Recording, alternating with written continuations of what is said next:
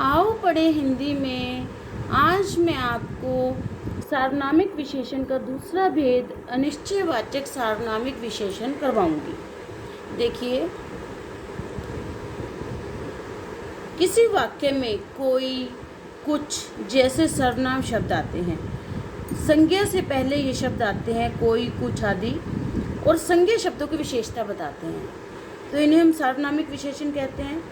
पर जब अनिश्चय की स्थिति होती है, जैसे कोई, कुछ आदमी, कोई बात, तो ये अनिश्चयवाचक सार्वनामिक विशेषण कहलाते हैं। जैसे मुझे तुमसे कुछ बात करनी है। अब यहाँ देखिए, बात क्या है? संज्ञा। कुछ क्या है? सर्वनाम है।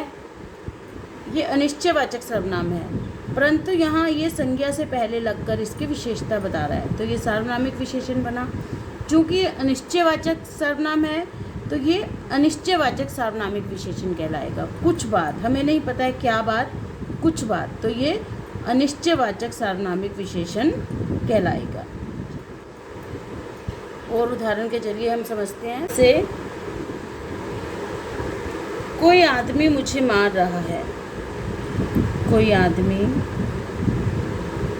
मुझे मार रहा है। अब देखिए, इसमें आदमी क्या है? संज्ञा। कोई क्या है? अनिश्चयवाचक सर्वनाम है कोई, तो ये अनिश्चय की स्थिति है। यहाँ पर कोई आदमी मुझे मार रहा है, तो कोई जो अनिश्चयवाचक सर्वनाम है, ये संज्ञा की विशेषता बता रहा है, तो इसलिए ये क्या कहलाएगा?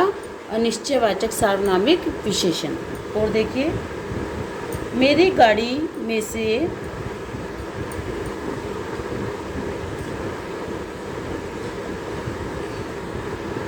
कुछ सामान गायब है।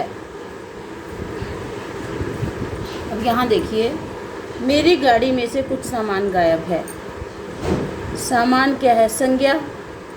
कुछ क्या है? अनिश्चयवाचक सर्वनाम है, तो ये जो अनिश्चयवाचक सर्वनाम है, ये संज्ञा की विशेषता बता रहा है, तो ये अनिश्चयवाचक सार्वनामिक विशेषण कहलाएगा। इसे हम अनिश्चयवाचक सार्वनामिक विशेषण कहेंगे। अब देखिए, वहाँ देखो, वहाँ देखो कोई आदमी आ रहा है।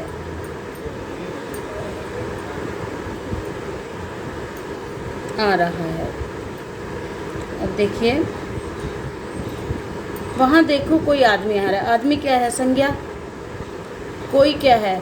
अनिश्चयवाचक सर्वनाम है, तो ये जो अनिश्चयवाचक सर्वनाम संज्ञा की विशेषता बता रहा है, तो इसलिए ये अनिश्चयवाचक सार्वनामिक विशेषण कहलाएगा। और देखिए उदाहरण, कल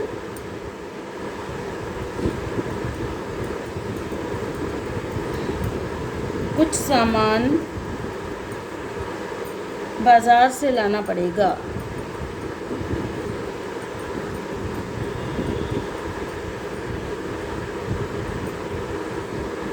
अब देखिए, सामान क्या है? यहाँ पर संज्ञा है, और कुछ क्या है?